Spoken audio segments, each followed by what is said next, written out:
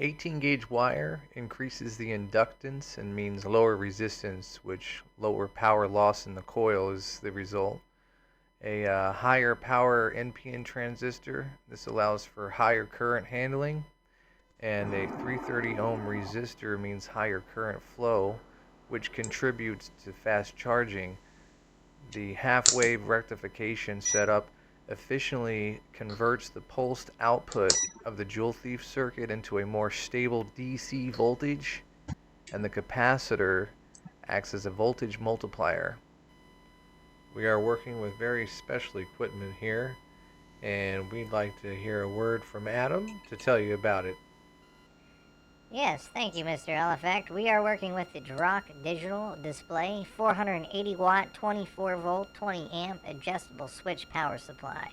It has an adjustable current and adjustable voltage. And you do have to wire it up yourself, just as far as the voltage input and voltage output wires. It plugs into the wall just like a normal power supply, and it is easy to use. Along with the Astro AI DM6000 AR True RMS multimeter. This multimeter has 6,000 counts of RMS, auto power on and off, also comes with a thermocoupler. Today we're using it to measure the DC voltage output on this modified Joule thief. Along with the 18 gauge wire, the Drock power supply, and the Astro AI multimeter. These are all thanks to our sponsorship from Mike B. Mike B, thank you for your sponsorship and continuing experiments. And also, thank you for viewers like you. If you like the channel, go ahead and give me a like and a subscription, and help us so that we can continue our search for zero-point energy and electromagnetic phenomena. Back to you, Mr. Halifax. Thank you, Adam. And here we got, we're going to go ahead and crank it up to about 12 volts. It's at 120 volts from the capacitor, and so on.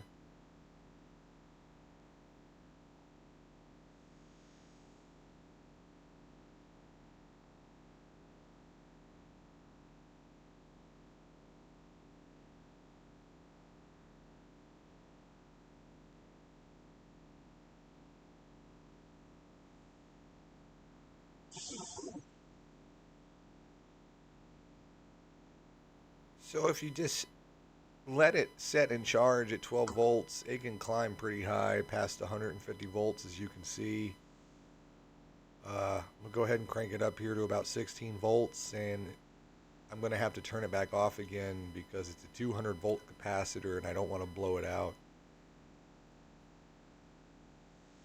My next demonstration, I'll show you how fast this charges from a 12 volt power supply, and then also from a 18 and also from a 24.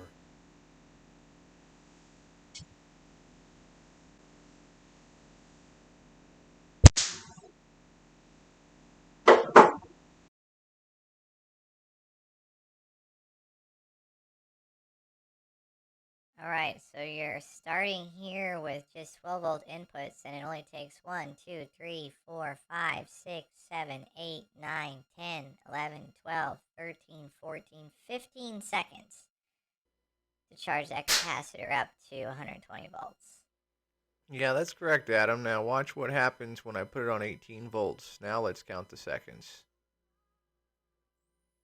Alright, 1, 2, whoa, that was fast. Yeah, it was pretty fast. Wait till you see it on 24. You'll barely be able to count to anything.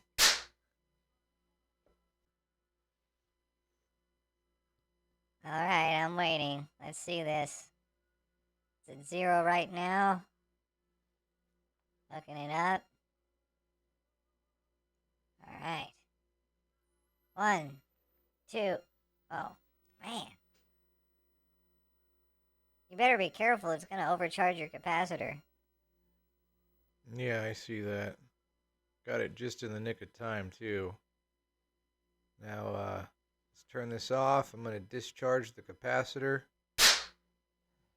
And now I sped up this video right here because it takes a while to really crank this up. But if you look, I can't get this power pack supply to power this light bulb, even at max power. You see that? Well, yeah, that's a 120 volt neon light bulb, isn't it? Well, yes, Adam, it is. How perceptive of you. And just to prove that, I'm plugging in to this 124-volt power supply. Don't try this at home. This can be dangerous. Make sure you're a trained electrical professional. Yep, let's see. 124.8 volts, just like you said. Coming straight from the wall. Yeah, be careful there, Mr. Hall Effect. Oh, as always, I will be. One final test with this LED, and then it's time to show the, what do we call that again? Electromagnetic phenomena.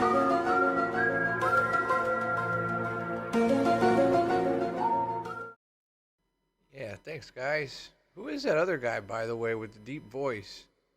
Who, me? Yeah, dude, who are you? You're always like, electromagnetic phenomena. Let's not worry about that right now. Let's just pay attention to what Mr. Hall Effect is doing here. Will you please tell us more, Mr. Hall Effect? Yeah, this is where the electromagnetic phenomenon happens here.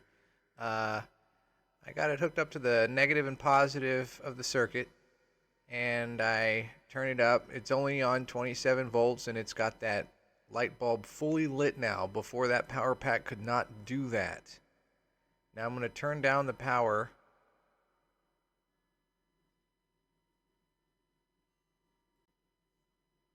Bring it all the way down to 0 here. Disconnect the circuit from the power supply. And then here, check this out. No, wait, don't touch those. That's gonna short out the circuit. Wait, it didn't short out the circuit.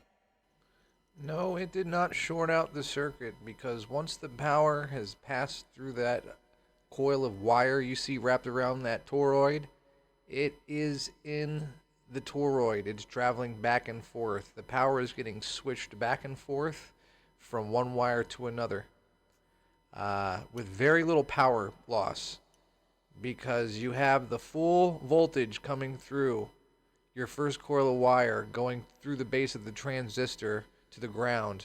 Then it shorts out that coil. The collapsing magnetic field from that coil then goes into the second roll of wire on there, the second coil, and it adds that power along with all the power traveling through from the power supply, basically doubling it. You have a very, very low power loss there, and that power just oscillates in between those two coils, keeping that lit.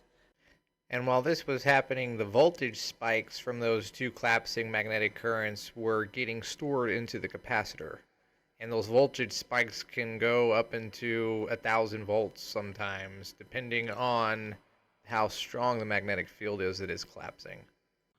Well, that's about all the time we got, folks. We want to thank you for watching. Thank you for sponsoring this video, Mike B, and viewers like you. Again, if you like what you've seen, hit the like button, and subscription too would be nice. Have a good night.